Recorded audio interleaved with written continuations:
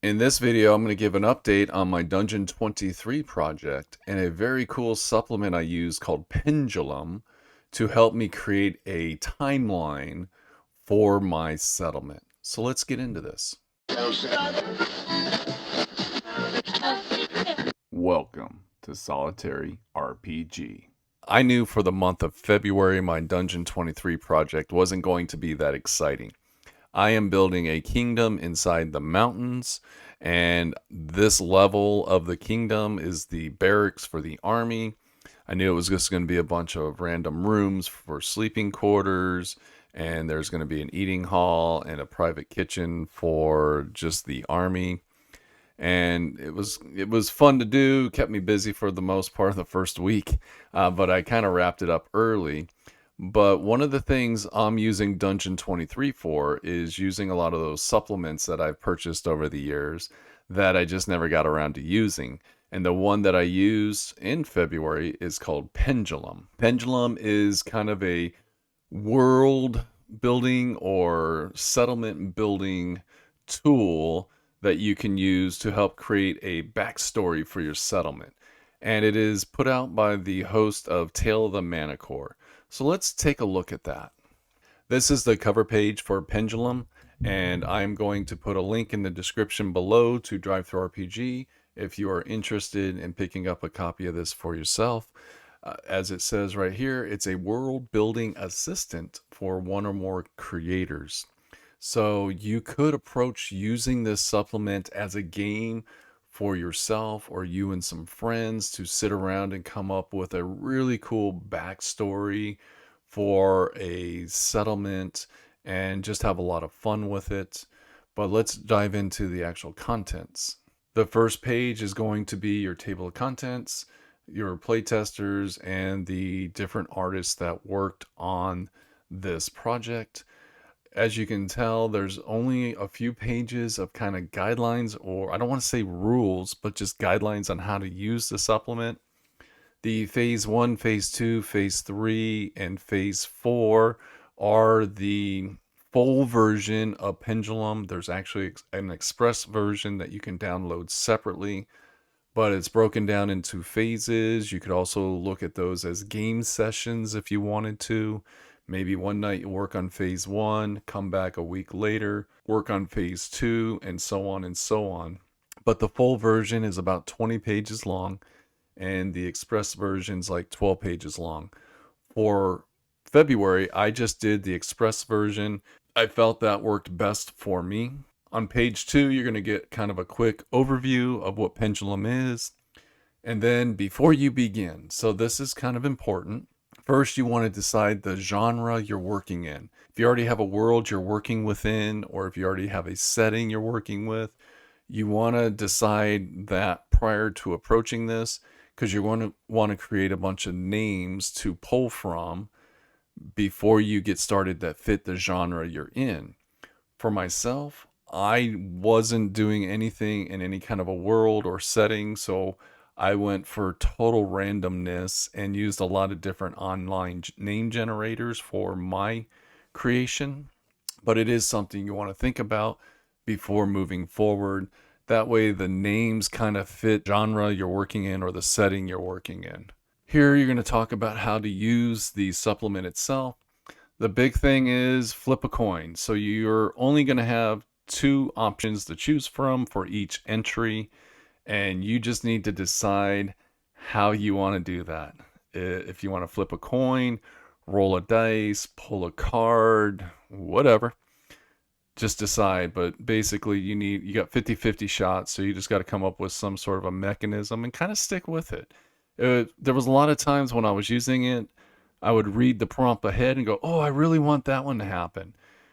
But then it's not organic, and that's why I kept with rolling the dice.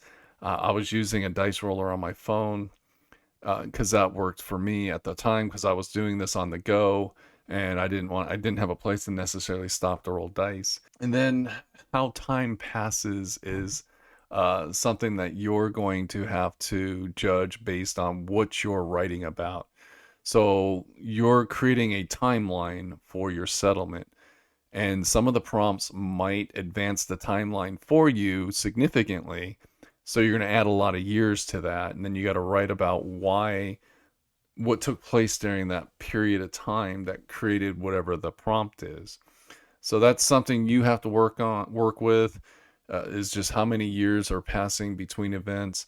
Sometimes for me, it was just 1 year because of the way the prompts fell. Other times it was 15 years, 20 years.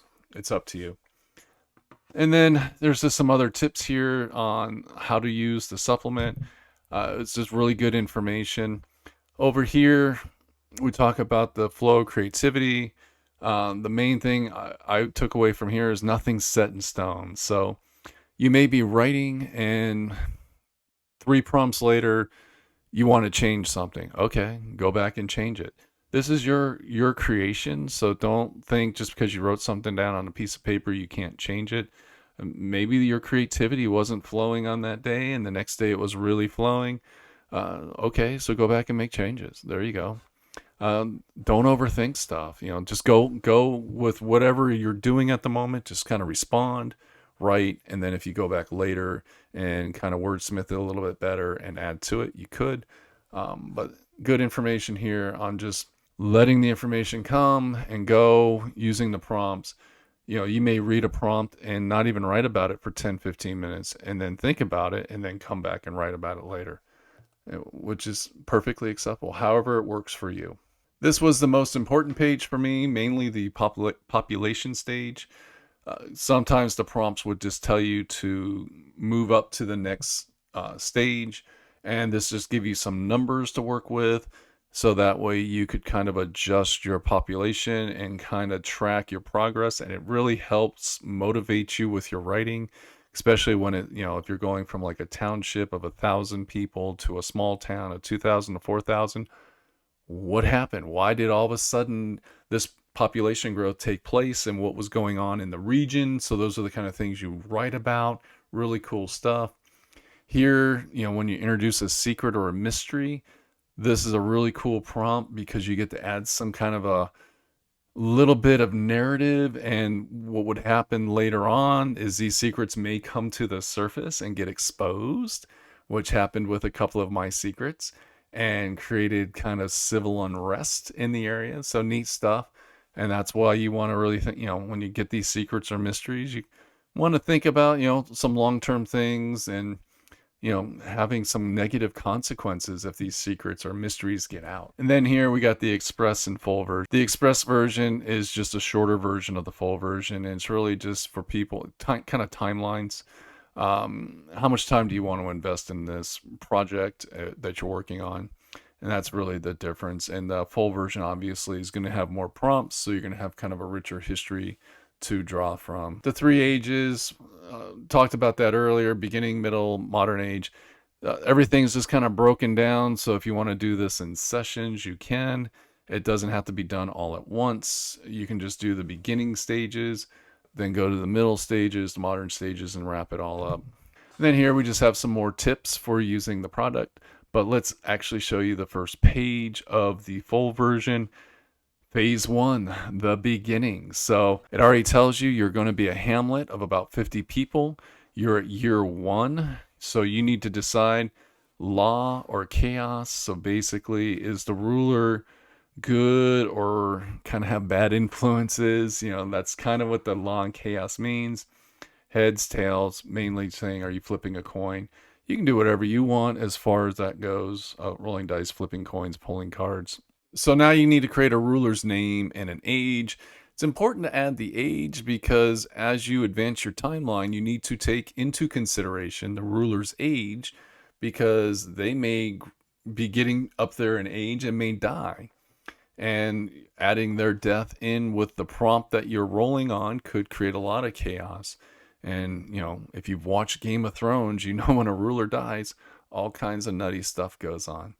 But this is the actual worksheet. For myself, I ended up rolling the prompt and then writing on a separate piece of paper, coming back to this and just kind of giving quick cliff notes of what took place.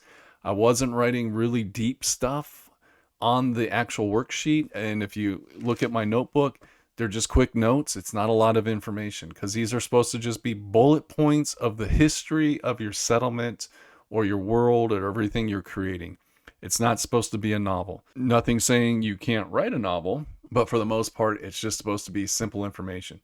So you just keep going. You just keep working through this and answering these prompts. And then here, final step, final phase, phase 4. Really just going to go through and make edits, change, link things together, kind of come up with your story and your information at the end.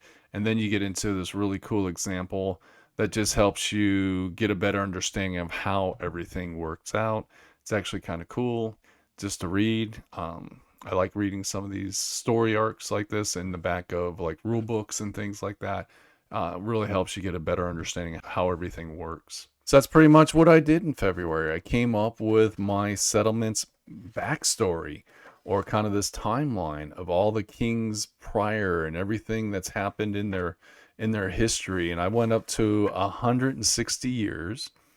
And then in phase 4, the final step, what I ended up doing is I came up with kind of a region, and I came up with the other kingdoms that were going to be within that region, because some of the prompts you're going to have allies or you're going to have enemies, and you got to name those kingdoms or those empires however you want to determine what they are.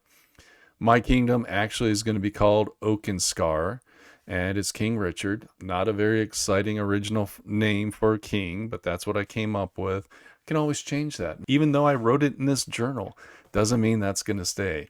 The princess is Isadora, which I thought was a really cool name. Got that from like a name generator. And then I came up with some threads and some story arcs that I can actually use in an RPG game later on. So yeah, that was a recap of my Dungeon 23 for February, and a look at a great supplement called Pendulum. So thank you very much, and have a great day.